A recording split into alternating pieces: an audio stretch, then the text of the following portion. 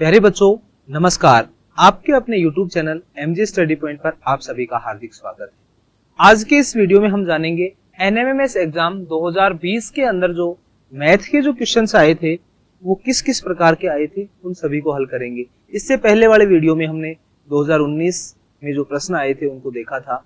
इससे आगे और भी 2021, 2022 में जो प्रश्न आए थे उनको हम हल करेंगे। यह वीडियो NMMS एग्जाम 2025 के लिए जो स्टूडेंट्स तैयारी कर रहे हैं, यानी NMMS एग्जाम 2025 जो 19 जनवरी को होगा, उसके लिए जो तैयारी कर रहे हैं उनके लिए बहुत ही महत्वपूर्ण है, क्योंकि पेपर में ऐसे ही क्वेश्चन पूछे जाते हैं, इसी प्रकार के प्रश्न पेपर में आते हैं। इसलिए आप ध्यान से पढ़ें और अपने साथियों के साथ इस वीडियो को अधिक से अधिक शेयर करें। आइए शुरू करते हैं। पहला प्रश्न है 3 सही 1/3 बटे में 2 सही 1/2 का मान होगा।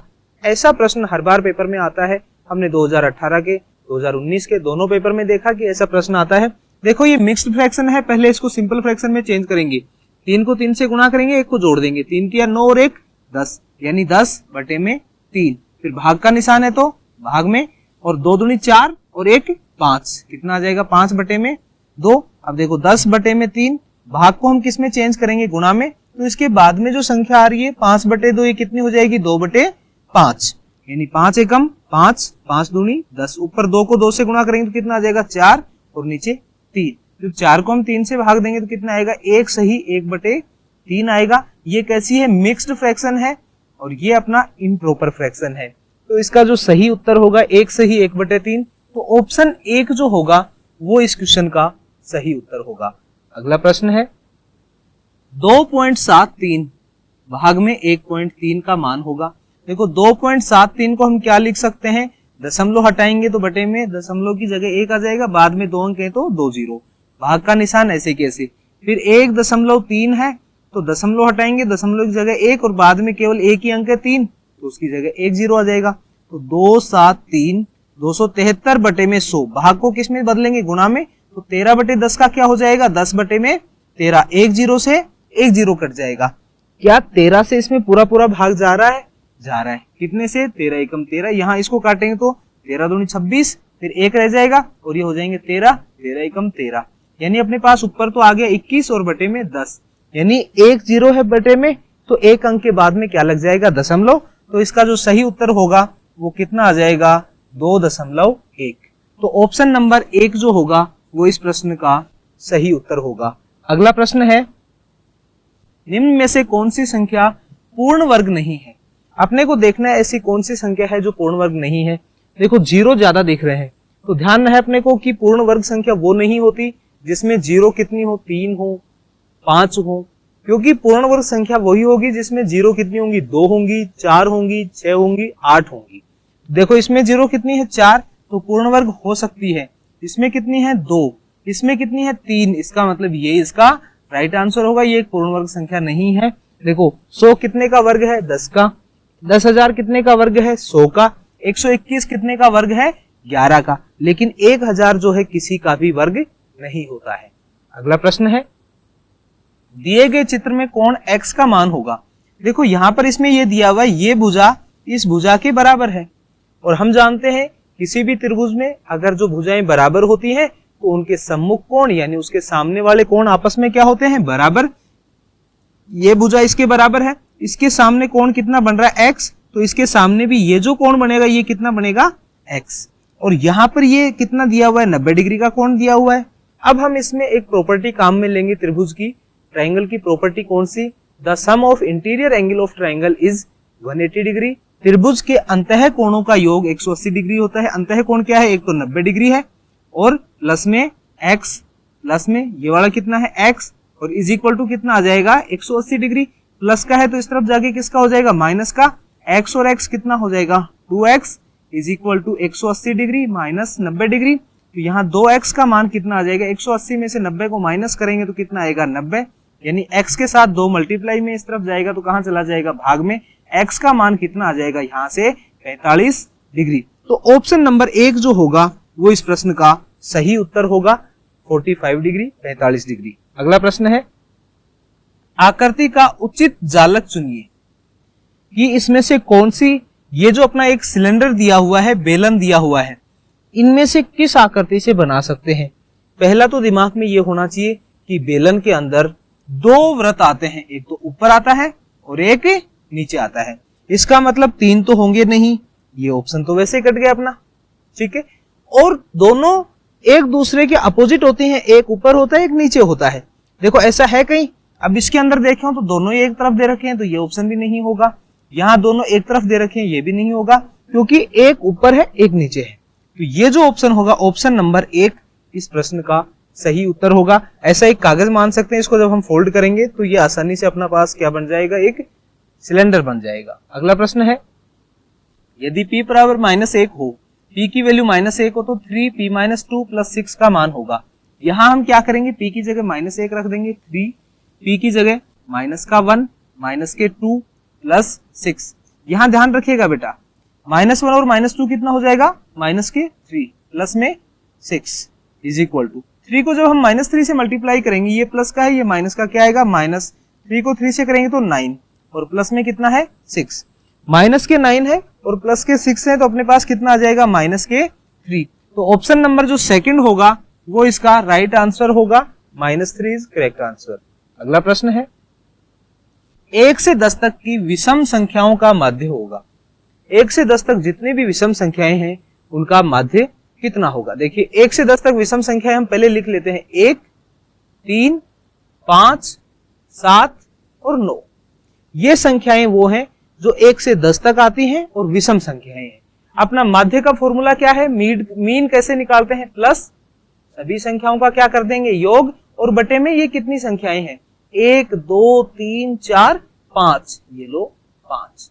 अब हम इनको ऊपर वालों सभी को जोड़ लेंगे, 3 और 1 4, 4 5 9, 9 और 7 16, 16 और 9 25, और बटे में कितना आ जाएगा 5। 25 को जब हम 5 से भाग देंगे तो अपने पास कितना आ जाएगा 5, यानी 5 इसका सही उत्तर हो जाएगा। ऑप्शन 1 नंबर जो है वो इसका सही उत्तर होगा। सीधा भी याद रख सकते हैं कि अगर हमारे पास लगातार n विषम संख्याएं दी हुई हो, यानी 1 से 10 तक की हम जब बात करेंगे इसके अंदर 1 से लेकर 10 तक की, तो इसके अंदर विषम संख्याएं कितनी आएंगी अपने पास, टोटल 5। तो यानी जितनी विषम संख्याएं हैं होनी चाहिए लगातार, ध्यान रखना 1 से शुरू होकर, तो उनका जो मीन होगा वो टोटल जितनी संख्याएं होंगी वही उनका मीन होगा, माध्य होगा। ठीक है, यहाँ अपने पास कितनी संख्याएं आ रही है, काउंट करो, 1 2 3 4 5, तो इनका मीन भी कितना आएगा, 5 ही आएगा, 5 ही आएगा। अगला प्रश्न है, ए ने एक टेबल 750 में खरीदी और उसे बेचकर 50 रुपए का लाभ कमाया, टेबल का विक्रय मूल्य होगा। देखो हमें पता है जितना खरीदा और उसमें लाभ हमने कमाया, तो उसको दोनों को जोड़ देंगे और अपना विक्रय मूल्य आ जाएगा। तो 750 में लाभ कितने का, 50 का, यानी उसने कितने रुपए में उसको बेचा, 800 रुपए में उसने उस टेबल को किसी को भी बेच दिया, तो उसका 50 रुपए का प्रॉफिट हो गया। अगला प्रश्न है, भिन्न 3/20 का प्रतिशत है। देखो 3/20 कहीं लिखा हुआ हो और उसको जब हम प्रतिशत में चेंज करेंगे, इस क्वेश्चन में टाइपिंग मिस्टेक होगी, ऑप्शन नहीं दिख रहे हैं आपको, लेकिन हम इसको डायरेक्ट कर सकते हैं। जब प्रतिशत में चेंज करेंगे परसेंटेज में, तो इनटू क्या कर देंगे 100 और क्या लगा देंगे प्रतिशत का साइन। 0 से 0 कट जाएगा, 2 से 10 कट जाएगा, कितने पे 5 पे, यानी 3 गुना 5 बराबर कितना आ जाएगा 15%। तो 15% जो होगा वो इस प्रश्न का सही उत्तर होगा। अगला प्रश्न है, समपंचभुज यानी समान भुजाएं हैं और कितनी है भुजाएं, टोटल 5 हैं, पंचभुज दिया हुआ है, में अधिकतम कितनी सममित रेखाएं खींची जा सकती हैं। देखो ये यहाँ पर ध्यान रखना, सममित और रेखाएं, यहाँ स्पेस ये सममित तक है और रेखाएं एक साथ हैं। कितनी लाइंस ऑफ सिमेट्री इसमें होंगी, आपके सामने आकृति दिख रही है, इसमें हम बनाएंगे कि कितनी सममित रेखाएं हो सकती हैं। ये देखिए 1 2 3 4 और ये 5, यानी एक समपंचभुज जो है, रेगुलर पेंटागन जो है, उसके अंदर हम कितनी सममित रेखाएं, कितनी लाइन ऑफ सिमेट्री होती हैं, 5 होती हैं। तो ऑप्शन नंबर 4 जो होगा वो इसका सही उत्तर होगा। अगला प्रश्न है, -9/5 का योज्य प्रतिलोम है। योज्य प्रतिलोम होता है एडिटिव इनवर्स, यानी ये प्लस का है तो माइनस का आ जाएगा और ये संख्या माइनस की है तो प्लस का उत्तर आ जाएगा। तो -9/5 का योज्य प्रतिलोम जो होगा वो कितना हो जाएगा, 9/5 हो जाएगा। ये संख्या माइनस की है तो हमने क्या कर दिया, प्लस का।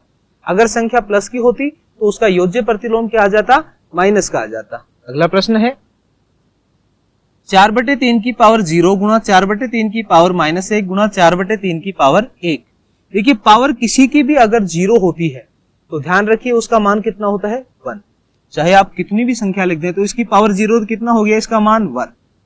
4/3 की घात कितनी है, इसकी पावर कितनी है, -1 है, तो इसको हम क्या लिख सकते हैं, 3/4 की घात कितनी हो जाएगी, प्लस का 1 हो जाएगी। और गुणा 4/3 की घात 1 है, घात 1 से लिखने से कोई मतलब नहीं, कोई फर्क नहीं पड़ेगा। देखो ये कितना आ गया, 3/4 गुणा 4/3, 3 से 3 कट गया, 4 से ये सब कितने पे, 4 एकम 4, 1 पे कटा, ये 1 पे कटा, 1 को 1 से गुणा करेंगे तो कितना आएगा, 1, और नीचे भी 1 को 1 से भाग देंगे तो अपने पास कितना आ जाएगा, 1। यानी ऑप्शन नंबर 3 जो होगा वो इस प्रश्न का सही उत्तर होगा। अगला प्रश्न है किसी बहुफलक में यदि 10 शीर्ष 15 किनारे हो तो उसके फलकों की संख्या होगी। ये ऐसा प्रश्न पिछले पेपर में भी आया था और ये बार बार पूछा जाता है कि हमने इसका फॉर्मूला लिखा हुआ था पिछले वाले वीडियो में। क्या था फॉर्मूला, कि v प्लस f या f प्लस v लिख लो is equal to e plus 2 होता है। इसमें पूछा क्या है, f v क्या है, वर्टेक्स यानी शीर्ष कितने दिए हुए हैं 10, प्लस फेस कितने दिए हुए हैं, इसमें नंबर ऑफ फेस फलक, तो ये तो निकालनी है, तो इसको हम क्या लिख लेंगे, f बराबर e एज, किनारे कितने दिए हुए हैं 15, ये लो 15 आ जाएंगे, प्लस 2, तो यानी 10 प्लस f बराबर 15 और 2 कितने हो गए 17।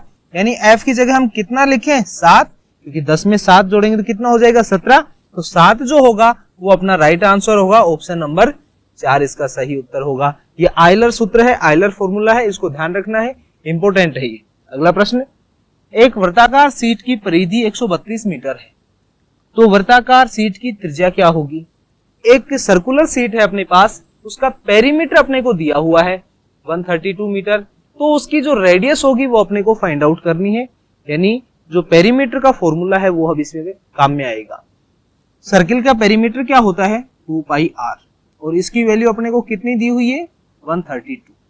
2 की जगह 2 रख देंगे, पाई की जगह 22/7 और गुना r बराबर 132। ये 7 भाग में इस तरफ जाके कहां चला जाएगा, गुणा में, तो यहां से r का मान आ जाएगा 132 गुना 7/2 गुना 22। देखो हम 22 से इसको काटेंगे तो 22 की टेबल में 6 बार में जाता है, 22 के 132 होते हैं, 22 6 132, 2 से 6 भी कैंसिल हो जाएगा 3 पे, यानी ऊपर कितना रह गया 3 into 7, और 3 into 7 करेंगे तो कितना आ जाएगा अपने पास 21 मीटर। तो 21 मीटर जो होगा वो इस प्रश्न का सही उत्तर होगा, राइट आंसर होगा 21 मीटर। यहाँ मीटर नहीं लगा हुआ, मीटर आएगा साथ में, ठीक है। अगला प्रश्न है इसके अंदर, एक समबाहुभुज की प्रत्येक बहिष्कोण का मान 72 डिग्री है तो भुजाओं की संख्या ज्ञात कीजिए। देखो इससे पहले वाले वीडियो में यानी 2019 के जो पेपर में अपने पास जो प्रश्न आया था वो क्या था, वो सेम प्रश्न था, केवल कोण अलग दिया हुआ था, यहाँ 45 डिग्री दिया हुआ था 45 डिग्री, उसकी जगह इसने 72 डिग्री कर दिया। तो इसमें पूछा क्या है, नंबर ऑफ साइड्स क्या होती है। नंबर ऑफ साइड्स निकालने के लिए हमने क्या बताया था, ऊपर तो 360 और नीचे जो ईच एक्सटीरियर एंगल बहिष्कोण दिया हुआ है इसके अंदर, तो बहिष्कोण की वैल्यू कितनी है 72 डिग्री। ये लो इसको हम काटेंगे यहाँ से तो कितने पे कटेगा, देखो 36 से काटेंगे तो ये 10 पे कट जाएगा और 36 की टेबल में 2 बार में 72 आ जाएगा। 2 से इसको काटेंगे तो 10 आ जाएगा, यानी इसको आप भाग दे लेना, 2 से 10 को काटेंगे तो आ जाएगा 5। तो जो n है भुजाओं की संख्या उसका मान कितना आ जाएगा, n बराबर 5 आ जाएगा। अगला प्रश्न है 3 अंकों की एक संख्या, ये अपने पास संख्या है 6, 2 और x, ये 9 से विभाजित होती है, यानी विभाजकता का जो नियम है, डिविजिबिलिटी जो रूल है वो यहाँ काम में आएगा, क्योंकि हमें पता होना चाहिए कि कोई भी संख्या 9 से कब विभाजित होती है, जब उसके अंकों का योग सम ऑफ डिजिट कितना होना चाहिए 9, तो इनका जब हम सम करेंगे तो अपने पास 9 आना चाहिए। 6 और 2 कितना होगा 8 तो बन रहा है। अगर हम x की जगह 1 रख दें तो टोटल सम कितना हो जाएगा 9, और ये कंप्लीट नंबर जो है 9 से डिवाइड हो जाएगा, तो x की जो वैल्यू होगी वो अपनी कितनी हो जाएगी 1। तो ऑप्शन नंबर 1 इस क्वेश्चन का सही उत्तर होगा। अगला प्रश्न है 64 का घनमूल है। देखो ध्यान रखना, इसका घनमूल पूछा है, यानी जो ये 64 अपने पास नंबर है 64, ये किसका घन है। देखिए 64 किसका घन होता है, 4 का, तो 64 का घनमूल 64 का जो क्यूब रूट होगा वो कितना हो जाएगा, 4 हो जाएगा। अगला प्रश्न है एक कोण का मान अपने पूरक कोण का आधा है, वह कोण होगा, यानी उसका जो पूरक कोण है उससे इसका मान आधा है। पूरक कोण क्या होता है हमें पहले तो ये पता होना चाहिए। पूरक कोण वो कोण होते हैं यदि दोनों को हम जोड़ें तो उनका योग कितना आना चाहिए, 90 डिग्री आना चाहिए। तो अब इसमें क्या होगा, 30 डिग्री इसका सही उत्तर होगा। उस कोण को निकालना है जो अपने पूरक कोण का आधा है, यानी अगर ये कोण 30 डिग्री है तो इसका पूरक कोण कितना होगा, 60 डिग्री। तो ये पूरक कोण का आधा हो गया ना 30 डिग्री 60 का, और दोनों को जोड़ेंगे तो कितना आ जाएगा, 90 डिग्री भी आ जाएगा। तो इस क्वेश्चन का सही उत्तर होगा 30 डिग्री, क्योंकि हमें ऐसा कोण पूछा है जो इसके पूरक का आधा हो। तो पूरक को आधा कितना हो जाएगा, पूरक तो होगा 60 और खुद होगा 30, दोनों को जोड़ेंगे तो 90 हो जाएगा। इसका सही उत्तर कितना हो जाएगा, 30। अगला है निम्न में से असमान पद है। ध्यान रखना है जो लाइक टर्म होती है और अनलाइक टर्म होती है, ये क्वेश्चन अपने 7th क्लास की बुक में है। अनलाइक टर्म पूछी है इसके अंदर कि अनलाइक टर्म कौन सी है। ये हम कैसे चेक करते हैं, वेरिएबल से। देखो यहां पर क्या आ रहा है, वेरिएबल पी क्यू, यहां पर भी पी क्यू और यहां पर भी पी क्यू, लेकिन यहां देखो p तो आ रहा है लेकिन q का स्क्वायर आ रहा है, इसलिए ये जो टर्म होगी ये कैसी टर्म होगी, अनलाइक टर्म होगी। इन सभी में वेरिएबल क्या आ रहा है, qp भले लिख दो लेकिन यहाँ p की पावर भी कितनी है, 1, q की भी 1 है, यहाँ p की 1, q की पावर 1, यहाँ भी 1, 1, लेकिन यहाँ q की पावर 2 है और p की 1 है, यानी बाकी तीनों से अलग है। ये इसलिए कैसी टर्म हो जाएगी, अनलाइक। लाइक टर्म क्या होती है, जिनमें वेरिएबल्स की पावर सेम होती है। अगला प्रश्न है एक समबाहु त्रिभुज का परिमाप। समबाहु त्रिभुज का परिमाप दिया हुआ है, समबाहु त्रिभुज की भुजा होगी। देखो समबाहु त्रिभुज का परिमाप क्या होता है, सम ऑफ साइड्स यानी 3 इंटू साइड होता है। समबाहु त्रिभुज का मतलब उसकी सभी भुजाएं बराबर है, तो 3 गुना भुजा होता है उसका परिमाप। अब यहाँ पर परिमाप अपने को दिया हुआ है, तो क्या भुजा जो निकालनी हो समबाहु त्रिभुज की तो वह क्या आ जाएगा अपने पास, परिमाप दिया हुआ अपने पास, तो यहाँ पर अपने पास परिमाप बटे में कितना आ जाएगा, 3, और परिमाप कितना है 10.5 सेंटीमीटर, और 10.5 को हम 3 से भाग दे देंगे तो अपना उत्तर आ जाएगा। इसको 3 से भाग देंगे तो कितना आ जाएगा, 3.5 सेंटीमीटर। तो इसका जो सेकंड ऑप्शन होगा वो अपना सही उत्तर होगा, राइट आंसर होगा। ये हो गए टोटल 20 क्वेश्चंस। इससे आगे वाली वीडियो में और हम आगे के जो पेपर हैं उनके क्वेश्चंस को सोल्व करेंगे। मिलते हैं एक नए वीडियो में नए क्वेश्चंस के साथ। तब तक आप पढ़ते रहिए, अपनी पढ़ाई को जारी रखिए और वीडियो को अपने दोस्तों के साथ अधिक से अधिक शेयर कीजिए, जिससे ज्यादा से ज्यादा बच्चों का फायदा हो सके। Okay, thank you.